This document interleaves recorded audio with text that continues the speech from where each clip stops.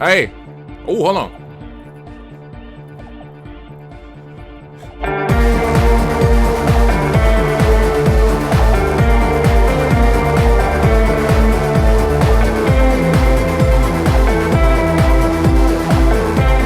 All right.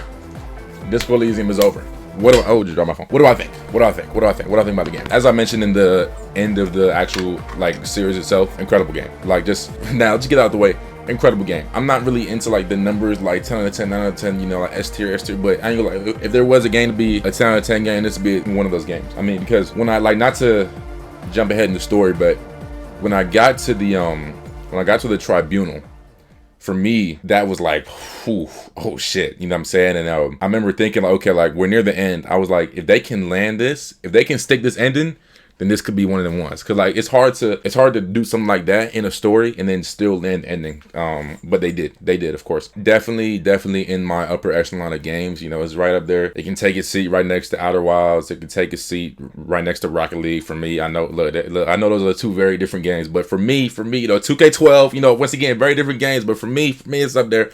You know, Spider-Man PS4, you know, Ghost of Tsushima, you know, they can take a seat next to those games.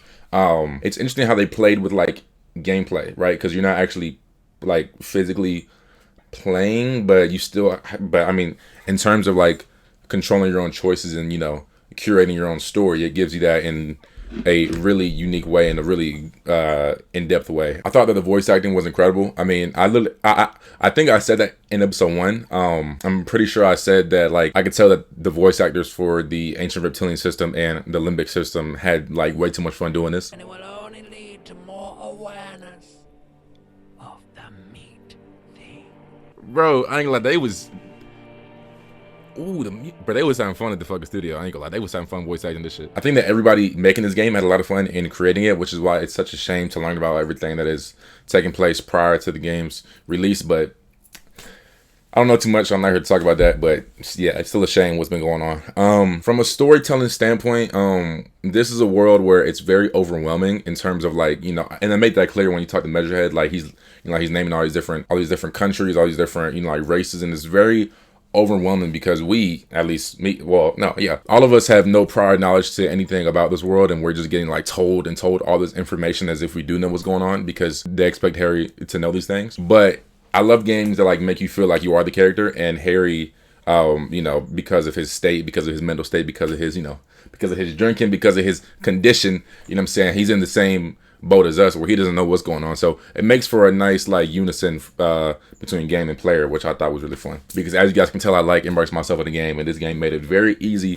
to do so. Another thing I mentioned later in the series, but I will mention here, is that the way that the story kind of like folded itself together, like no matter, or at least it might just be how I played it. Like I'm not gonna gas myself like that, but the way I played it, the story really like crafted itself together really smoothly.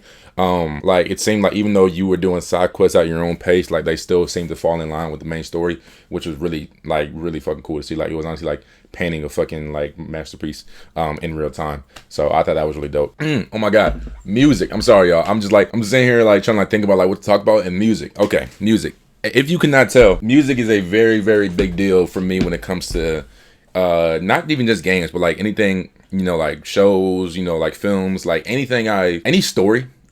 Any story. Like it's why I was really like hesitant like when I was like 15, 16 years old to get into manga. Which I did eventually get into manga. I mean, I own a couple. Not to, I ain't trying to flex on nobody, but I do own a couple. We ain't gonna, you know what I'm saying? We ain't gonna show the whole collection, but I did start getting into manga. But a big part of the reason why I was kind of like hesitant to it was because I'm like, man, the music in these animes is what makes a lot of these scenes, y'all. Like, just like off the top of my head, Luffy punching the fucking Celestial Dragon, when they played that Luffy was right around to that dun dun dun dun dun. Like, we talk about that. We talk about, I mean, Final Agni Kai. Like, that's not an anime, but you know, we can talk about Avatar anytime we want on this channel. Goddamn, because it's the greatest fucking thing ever.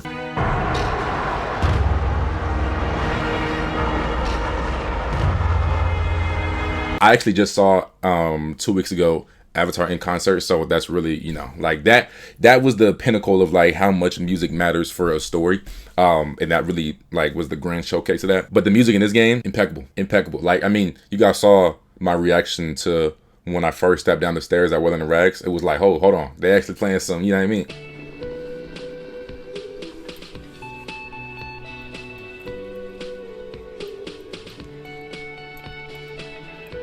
And everybody knows that I started and ended every episode in the church, so I could hear that song. Or not every episode, but every episode after I unlocked the church, I started and ended every episode there. I want to say I'm not, look, like I haven't edited this yet, but it's already in my mind, so I'm pretty sure that I'm gonna start this video with that song as well, because I mean I love it so much. I just feel like in terms of setting the tone, like that first time you step out into like the main part of Martinez, you hear that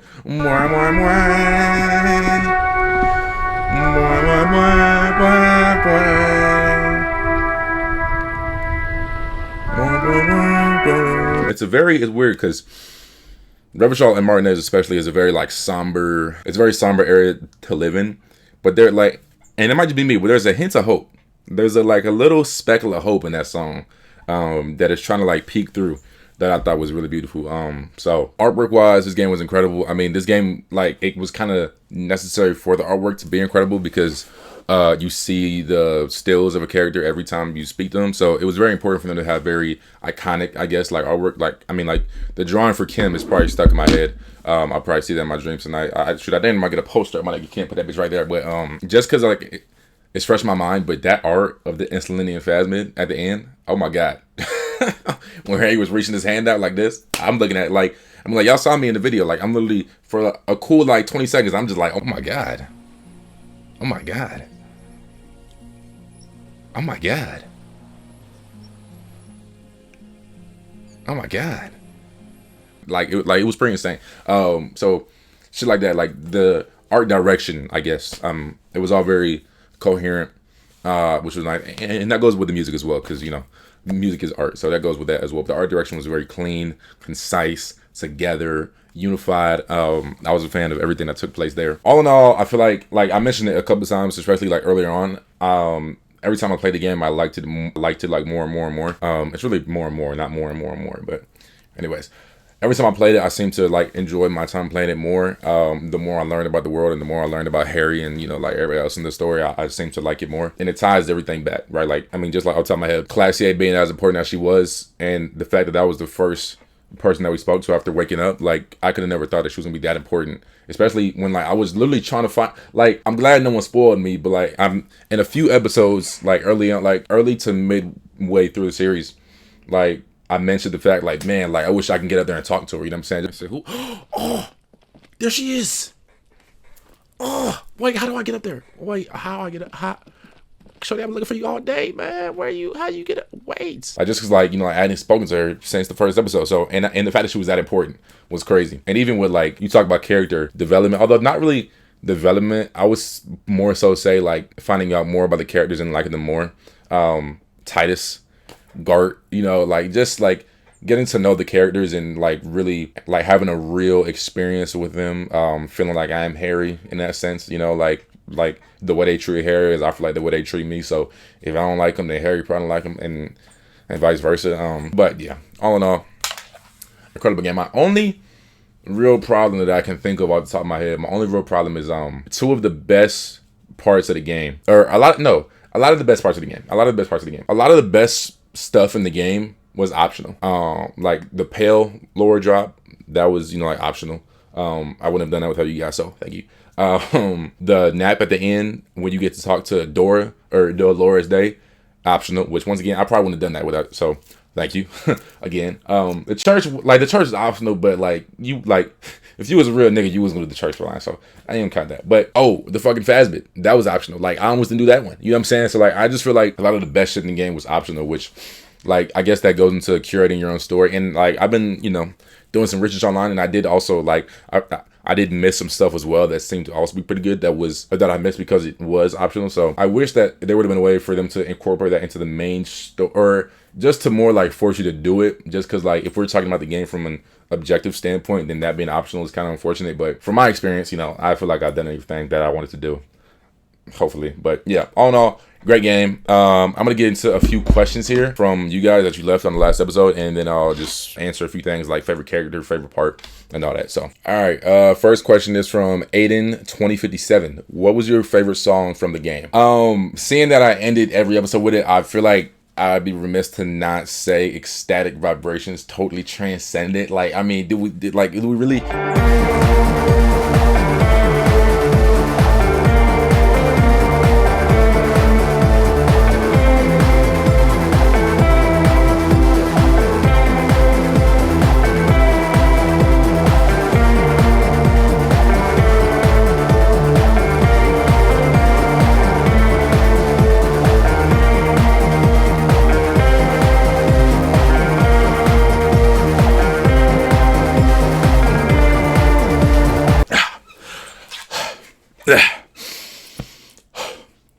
Yeah, a couple honorable mentions though. Hold on, let me catch my breath. Let me catch my breath. I mentioned it a lot in the last 2 or 3 episodes. Just like I was trying to find the song name.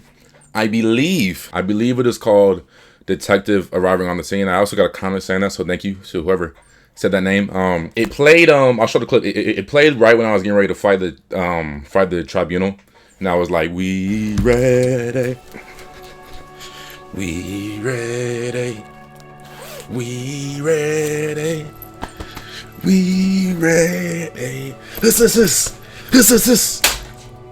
Damn, dope ass scene, by the way. Not to, gas myself. I thought it was pretty cool.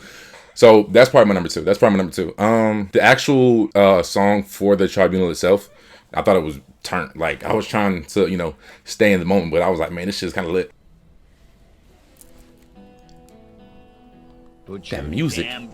Oh, they really standing up. Wait, stop fighting. Stop fighting. So that's probably up there as well. Next question is from Vasilier8779. Which skills are my favorite? I think I might have talked about this once or twice towards the end of the series. Volition, obviously, like, I feel like everybody likes Volition because, like, how could you not? Like, that's literally like what Iroh was talking about, where he was like, inner strength. You know what I'm saying? Like, giving yourself the hope to move forward. Like, Volition is inner strength. And, like, every time, like, it was a point where you were like, I feel like Harry in his past would have gotten down to himself. Volition was always there, like, nah, bro, like, nah, like, it's cool.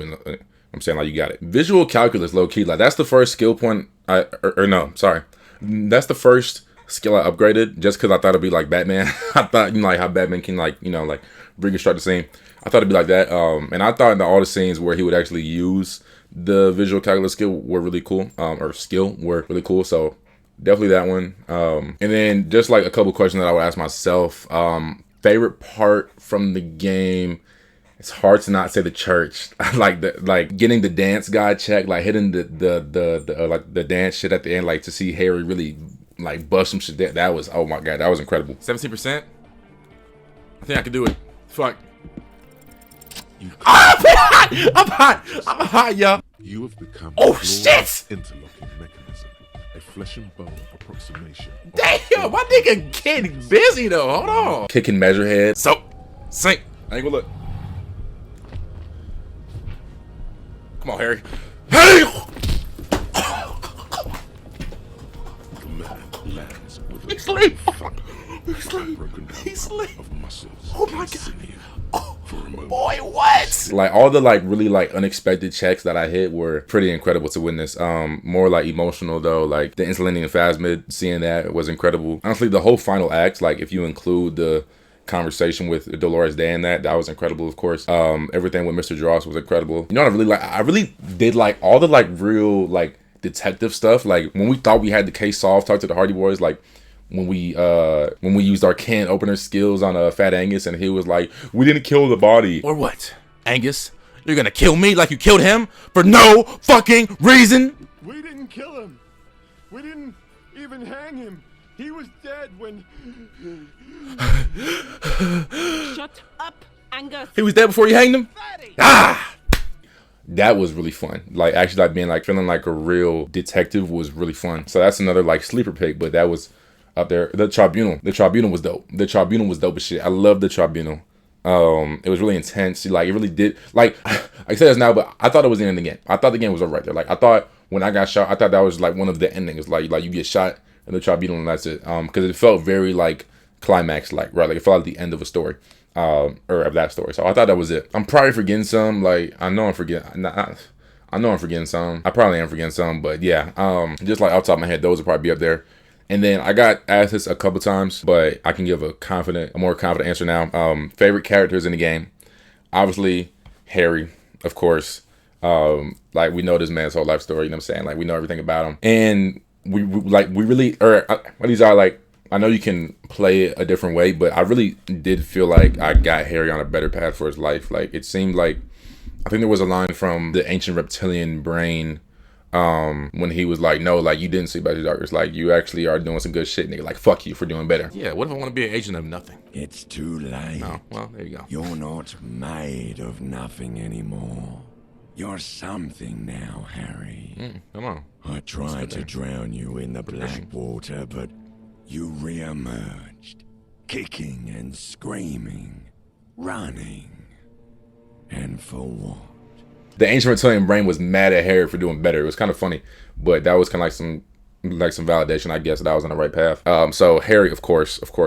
Kim, oh my God, holy goated Kim go to like shit. Go to like, I mean, obviously, like Kim, look, the one thing you want in a friend is to back you up. You know what I'm saying? Like, it's to back you up, especially a person like Harry, who I can imagine doesn't have many people to back him up, and he does a lot of shit that probably shouldn't be backed up, but you know, he would still like it. Kim backed him up, and especially y'all at the end when John, I still don't know if it's John or Jean, and I should know by now. I want to say it's Jean. Fuck, I don't know. When my old partner was going on about how I'm like a fuck up and I'm like a drunk ass cop and I shouldn't even be a cop no more, Kim was like, no, actually, bitch, he actually solved the case and he did a great fucking job. He actually did this. You know, he saved these kids. You know, he found the killer. Like, I was really right there. Like, if I was actually right there with Kim, like if I was Harry, I'd probably start crying. Like, bro, like Kim, bro, like I said, if I do get married again, Kim, you my best man. Like, dead ass. So Kim is incredible. And then outside of that is where it really gets real. Titus, I love Titus. Like, it's hard. Like, I don't really like. There's so many characters who I can put into that like top tier because I'm thinking Titus. When I think about Titus, I think about Classier, and man, Classier was so dope, bro. Like, Classier's character was so interesting to like learn about, and I really do think that she was genuine in her emotions towards the end, but she had too much like baggage, and she just, you know, I guess running away is the only thing she knows, so that's why she did that, and I can't be super mad at her. And I'm definitely glad I didn't arrest her. I would have felt bad. Titus, especially seeing how which it's like, he did have a bit of a mask up at first, right? Because he was trying to sell that they did kill the body. So he had like a little bit of a mask, like trying to seem like he was harder than he was. But I do think that there was genuine resentment towards me or towards Harry when I first came into town, because like I'm a cop, right? And like you're supposed to hate cops. And he's the real law of that area, especially because cops, especially like the RCM, had abandoned that town for so long. So he was like, oh, now y'all showing up. But he really like dropped that guard. And then when I got shot, and he was like, the cop, Protect the cop. He's down. oh, Titus, you such a real one, bro. Oh my, protect the cop. Titus, you my nigga, bro. Like, that ass, bro. Like, Titus, bro. If I live this game, bro, we gonna go out and get some drinks, bro. Like, for real, dog. Oh, like, oh my God. Like, y'all saw in the video, like, I was really like, so Titus is up there for sure. Sleeper pick, Alice. Alice, anytime I call Alice was never like, oh, Harry, you're a bum. Even if she thought it, Alice was always happy to help. You know what I'm saying? I like Alice because she was excited about her work, right? Like, she was always excited to help solve the case. Like, she had the like youthful joy about her. I love Alice. Alice is dope, bro. Shout the fuck Alice. Kuno, low key, bro. Kuno, low key Kuno. And look, I still, you know what I'm saying? I think it's because like, I can see behind his mask. You know what I'm saying? Like, I know why you like that, Kuno. Like, you can't fool me. I really would have liked to help Kuno before the game ended. So that's another thing, maybe. But I mean, sequel, like, hopefully I would have, or maybe I would have been able to like really help Kuno. But I don't know. I've been told that if Kim gets like really badly injured in the tribunal, then you take Kuno on as your partner, which that's fucking hilarious. I couldn't even imagine that. So shout out to Kuno. Joyce as well. Joyce, I feel like Joyce, you know, obviously she's a part of a fucked up organization that employs people like the Crenell. And she was kind of like a gray, right? Like, she was kind of like, you know, like a mix between both sides. Like, she really did seem to kind of give you or at least like in as objective standpoint as she could, it seemed like. And I do think that she was genuine in trying to help me out and trying to like really help me out in getting back to like a true working human state, which I did appreciate. I'd be remiss if I didn't talk about my boys, my boys and my girl, bro. Asil, Noid, Andre, and Egghead, bro. All them, bro, just like turn, like y'all gonna find out. The more games I play, right, and like the more like shit I do on YouTube, the characters I like, bro. Like, I like characters who are turned, bro. Like, I like characters who are either hard or turned. My top two favorite anime characters of all time: Goku and Zoro. Goku was turned, Zoro was hard. So those are like my two archetypes I like most. Them niggas in the church turned, bro. Like, as soon as we walked in there, they was like, yo, what's up, man? And they had the music playing. I was lit. They was lit. But it was funny. Like, it was like the fucking contrast of their characters. Like, they were that turned, but they were so like formal and respectful. Like, they were always like, oh, I didn't consider that. I'm sorry for being so rude to you. How could I ever, like, Like it was that. And the fucking thank you, Egghead from Andre. Oh my god. And then Noid having all this knowledge. Oh my god. And then Egghead, obviously. Excuse me, Jermaine. Jermaine, obviously, fucking, you know, we all know about him. So all them boys in that church, and a seal. I love a seal, bro. A seal was such like an even kill. You know what I'm saying? Like she was just very like mellow and very herself. Like she had very like dry humor, which it probably wasn't really humor, but I thought it was funny. And like I really liked her perspective. Like it was very, and she did also seem to like feel bad for me, which was kind of nice. And I am counting Sona in this, or Sona. I'm kind of her in this just because by the end she was a part of the church crew technically. So I'm gonna count her in that because I love Sona. I love her ambition. I love her genuine excitement for her work and for her creative ventures. Like when we were helping her out and like actually like finding out about the sound, she was really excited, and I really like felt that, and I thought it was cool to see. So anyways, this review was very long, but I think I've said all I want to say. If you have any other questions, then I'll reply to them in the comments because I probably did miss something, and I'm sorry. But yeah, like I said, this game was up there for me, y'all. This game was up there. I can't look like this game was up there with the goats in my gaming history. This game was right up there with them. Replayability is definitely for sure. However, I would not be replaying it immediately, just because I need to get into a different game. Like I was in that world for the past like month now, so it's time to, you know, start something new. And I can say with 100% certainty that the next game I play will be, thanks to you guys, and you know what I'm saying, I saw some recommendations for it. The next game I play will be Baldur's Gate 3. Yeah, so everybody clap it up for Baldur's Gate. I'm very excited. I must say I'm very excited. I'm very excited because another game like Disco where the only thing I know about it is how much people love it. The actual like anything about the game I know nothing about. I know it's a D&D type thing, and I played D&D online like once or twice, but the first time I played was a very short campaign, like probably did it over the course of like 2 nights, and then the next one we didn't finish. But I know about, you know, like how it works, stuff like that. I love making my own character. I love creating my own character. Like I used to, as a kid, like I would try to find any way like online I could create like my own character. I love that. And I know that Baldur's Gate, or I think that Baldur's Gate has a pretty in-depth character creation. So excited for that. I obviously love RPGs. I mean, I just play Disco, so excited for that. Excited for the fantasy aspect. I love fantasy. That's why like I was very enthralled by the Pale. I love fantasy, so I'm excited for that. I'm just excited. I'm just excited. So stay tuned for that. I'll be streaming. I don't know when this is coming out. I'm editing, or I'm recording this Sunday night. No, fuck that. It'll be out Monday. This episode, or this review, will be out Monday. So yeah, I'm gonna try to stream episode 1 of Baldur's Gate that same day. If not, then it's gonna be Tuesday. So if you want to be there for that, my Twitch is in the description. Twitch.tv/James231 if you want to be there. If not, cool, whatever. You want to join on YouTube, that's fine. Or just don't watch it at all. Right? Fuck it. But yeah, once again, like I said in the end of the last episode, thank you to everybody who had such kind words to say to me in last episode. I'm gonna try and respond to them, because that really, like, a lot of your comments really did mean a lot. And once again, thank you for watching this entire series. And also, if you just watched, like, this is probably gonna be like a half, like 25 to like 30 minutes maybe. If you just watched 25-30 minutes of me just talking, hey, I love you. Like that. So thank you for watching this whole video, and thank you for watching any other of my videos you watch. Like, you guys, like, you probably do know because I've been saying it, but it does really mean a lot. So thank you, and get ready for Baldur's Gate. All right, let's go. See y'all later.